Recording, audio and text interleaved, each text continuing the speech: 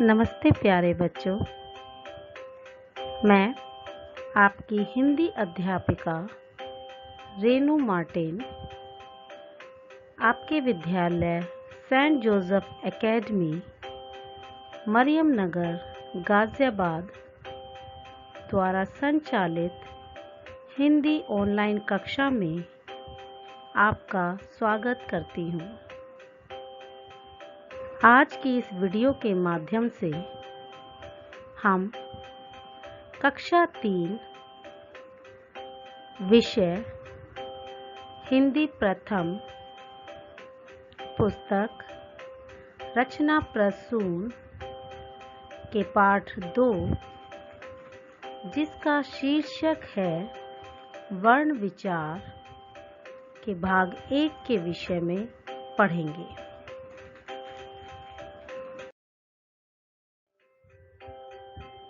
हमारे पाठ 2 का नाम है वर्ण विचार। इस पाठ में हम वर्णों के विषय में जानेंगे।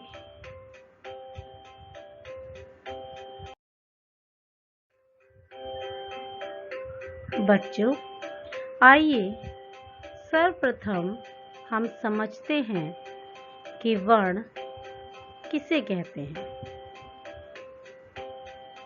ध्वनियों को लिखने के लिए कुछ निश्चित संकेतों का प्रयोग किया जाता है, जिन्हें वर्ण कहते हैं। वर्ण भाषा की सबसे छोटी इकाई है। बच्चों, जब हम हिंदी भाषा को लिखते हैं तो उसमें वर्णों का प्रयोग किया जाता है।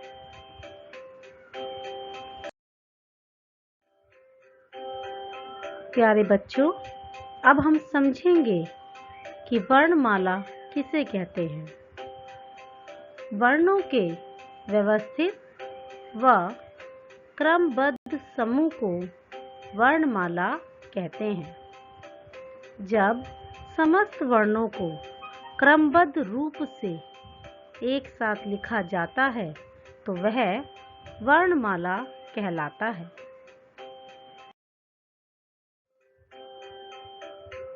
वर्ण के 3 भेद होते हैं: स्वर, अयोगवह तथा व्यंजन। आइए अब हम वर्णों के तीनों भेदों के विषय में विस्तार पूर्वक पढ़ेंगे और उन्हें समझेंगे।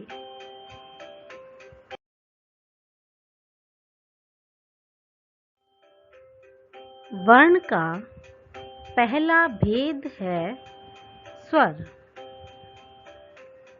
जो वर्ण बिना किसी अन्य वर्ण की सहायता के स्वतंत्र रूप से बोले जाते हैं, स्वर कहलाते हैं। हिंदी में स्वरों की संख्या 11 है। हिंदी वर्णमाला में 11 स्वर इस प्रकार हैं: अ, आ, इ, ई, उ, ऊ, र, ए, ओ, औ।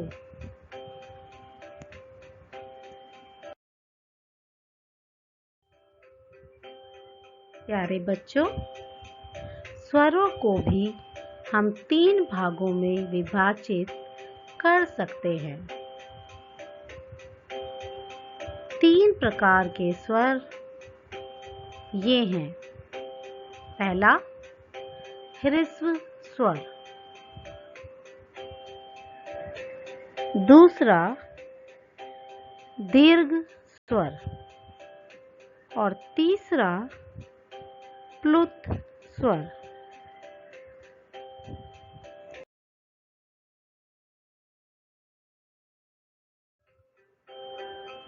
आइए अब हम स्वरों के भेदों के विषय में भी जानते हैं।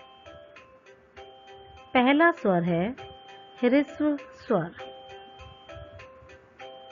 जिन स्वरों के उच्चारण में सबसे कम समय लगता है वे ह्रस्व स्वर कहलाते हैं।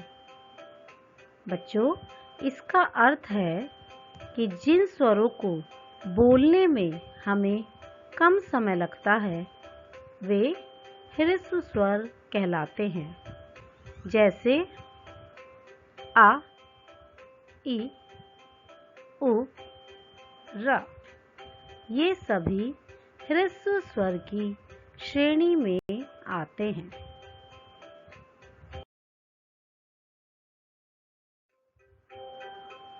स्वर का दूसरा भेद है दीर्घ स्वर। जिन स्वरों के उच्चारण में ह्रस्व स्वर से दुगुना समय लगता है उन्हें दीर्घ स्वर कहते हैं। जैसे आ, ई, उ, ए, ओ। ये सभी दीर्घ स्वर की श्रेणी में आते हैं।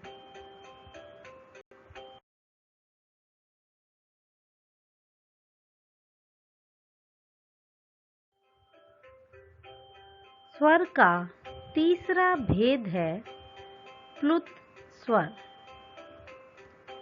जिन स्वरों के उच्चारण में ह्रस्व से तिगुना समय लगता है उन्हें प्लुत स्वर कहते हैं। इसका अर्थ है जिन स्वरों को बोलने में हमें ह्रस्व स्वर से 3 गुना अधिक समय लगता है उन्हें प्लुत स्वर कहते हैं। जैसे ओम, हे राम।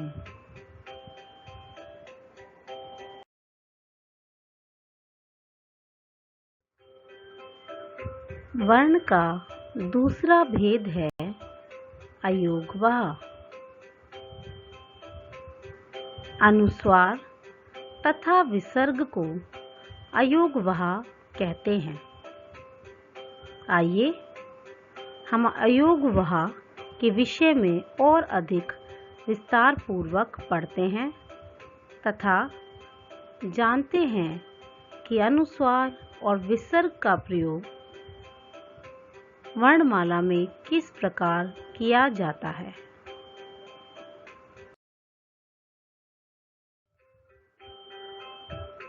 आइए बच्चों, अब हम अनुस्वार, विसर्ग तथा अनुनासिक के विषय में विस्तार पूर्वक पढ़ते हैं और इसे समझेंगे भी।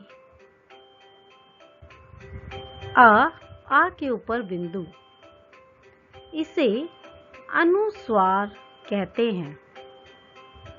इसको वर्ण के ऊपर बिंदु के रूप में लगाया जाता है। इसके उदाहरण हैं पंकज, अंक, अंधकार, संगीत आदि। दूसरा विसर्ग है। इसे वर्ण के बाद 2 बिंदुओं के रूप में लगाया जाता है। इसे विसर्ग कहते हैं। इसका उच्चारण वर्ण के बाद ह की ध्वनि के समान होता है। इसके उदाहरण हैं नमः, स्वतः, शनैः आदि।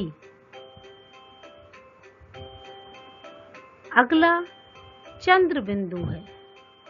इसे अनुनासिक कहते हैं। यह वर्ण के ऊपर चंद्र बिंदु के रूप में लगाया जाता है। इसके उदाहरण हैं चांद, आँख, आंगन आदि। बच्चों, अनुस्वार, विसर्ग और अनुनासिक का हमारी हिंदी वर्णमाला में विशेष महत्व है।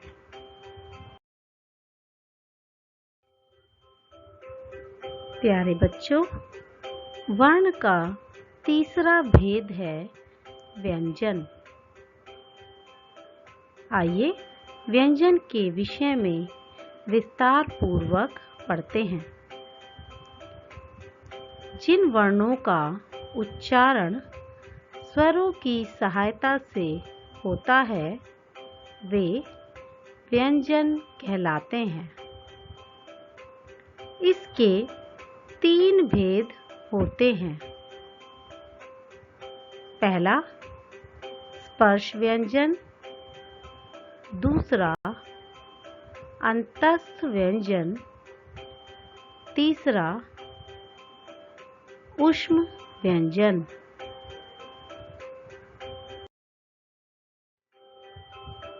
प्यारे बच्चों, आइए निम्न तालिका के द्वारा व्यंजन और उसके भेदों को और अधिक समझें।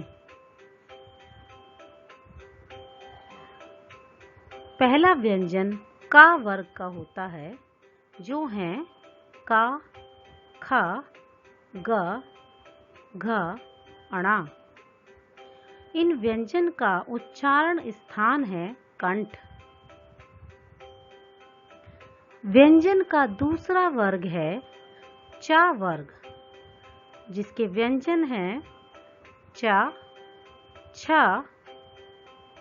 ज, झ, ण। इनका उच्चारण स्थान है तालु।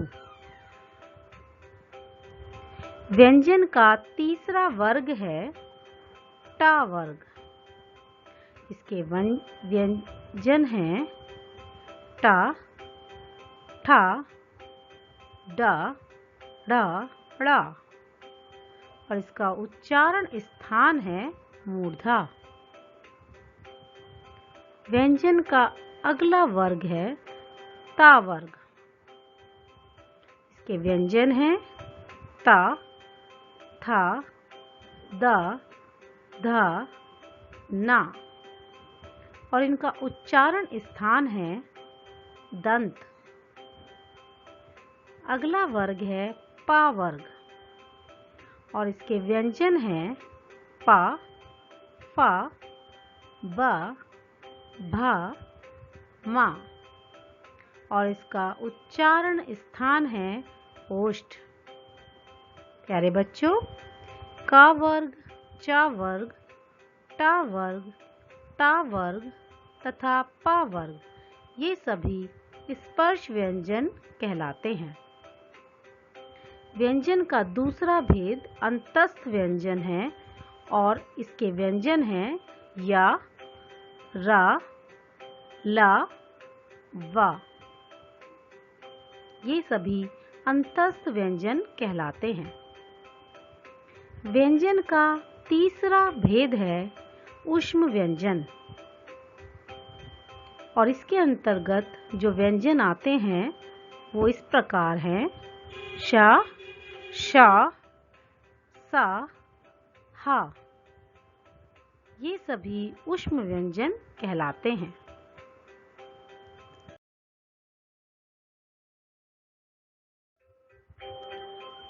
बच्चों, व्यंजन के कुछ और भेद भी हैं जो इस प्रकार से हैं।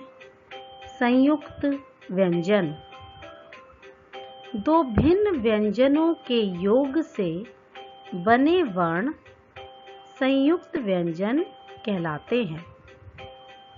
बच्चों, कुछ व्यंजन ऐसे होते हैं जो दो व्यंजनों के योग से बनते हैं, उन्हें हम संयुक्त व्यंजन कहते हैं।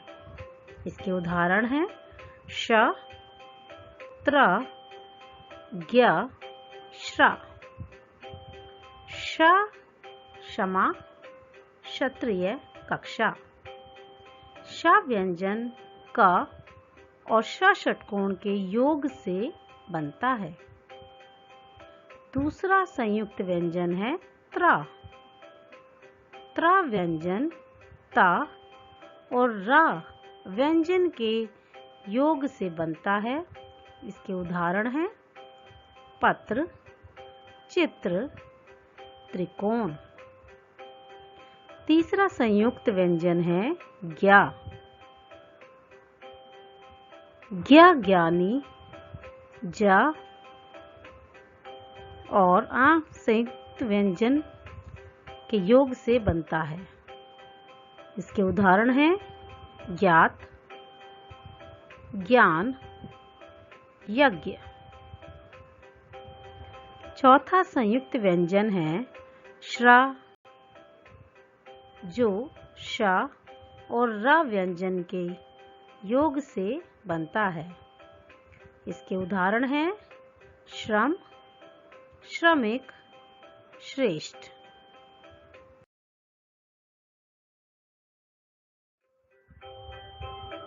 व्यंजन का एक और प्रकार है द्वित्व व्यंजन। दो समान व्यंजन ध्वनियों से बने संयुक्त व्यंजन द्वित्व व्यंजन कहलाते हैं।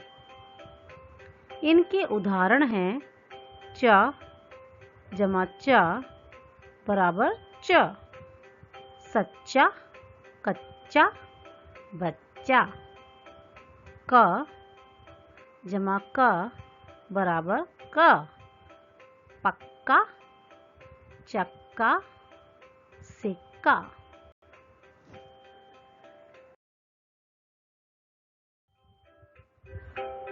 प्यारे बच्चों, आइए इस तालिका के द्वारा हम जाने कि स्वरों और व्यंजनों के साथ मात्राओं के रूप में किस प्रकार प्रयोग किया जाता है। यहाँ स्वर है आ। आ की कोई मात्रा नहीं होती। आ स्वर के साथ का व्यंजन का प्रयोग किया जाता है तो शब्द बनता है कमल।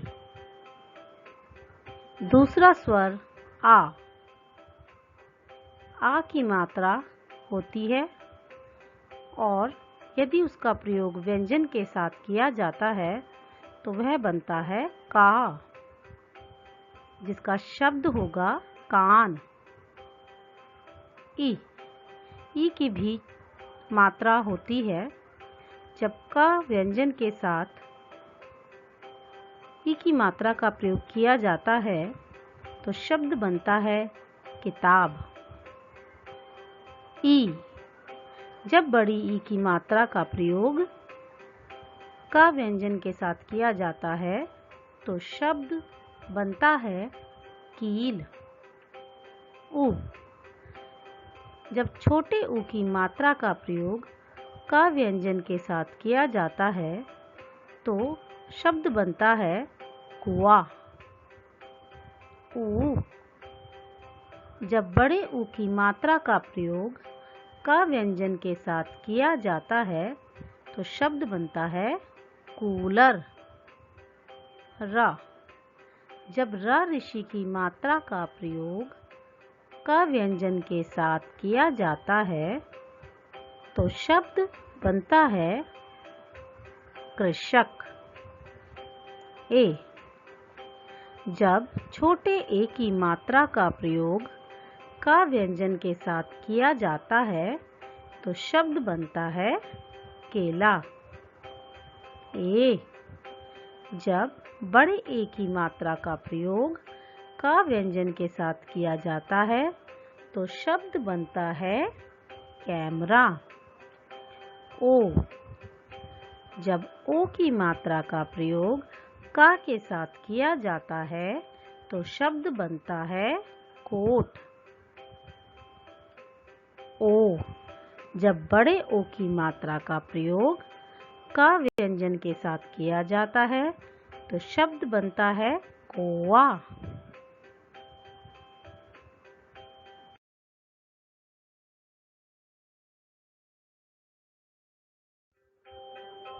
आइए बच्चों, पाठ के अंत में कुछ स्मरण रखने योग्य बिंदुओं को पढ़ें। वर्ण 3 प्रकार के होते हैं। पहला स्वर, दूसरा अयोगवाह, तीसरा व्यंजन। स्वर 11 होते हैं। दीर्घ स्वर 7 तथा ह्रस्व स्वर 4 होते हैं। अंग तथा अणा अयोगवाह हैं। अंग को अनुस्वार तथा अणा को विसर्ग कहते हैं। चंद्र बिंदु को अनुनासिक कहते हैं। व्यंजन 3 प्रकार के होते हैं। स्पर्श व्यंजन, अंतस्थ व्यंजन और ऊष्म व्यंजन। संयुक्त व्यंजन हैं सक्षत्रिय, त्रिशूल, ज्ञानी और श्रमिक।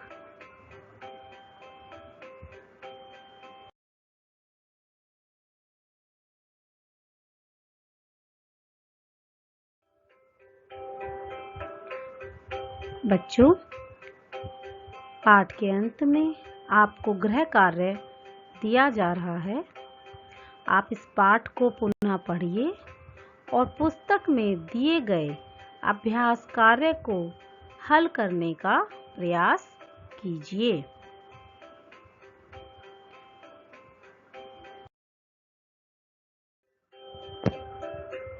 प्यारे बच्चों, इस वीडियो में हमने पढ़ा कि ध्वनियों को लिखने के लिए कुछ निश्चित संकेतों का प्रयोग किया जाता है, जिन्हें वर्ण कहते हैं। वर्ण भाषा की सबसे छोटी इकाई है। वर्ण के 3 भेद होते हैं: स्वर, व्यंजन, अयोगवाह।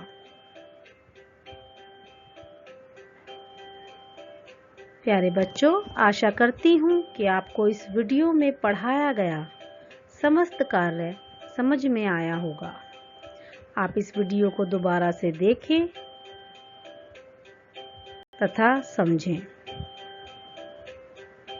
धन्यवाद।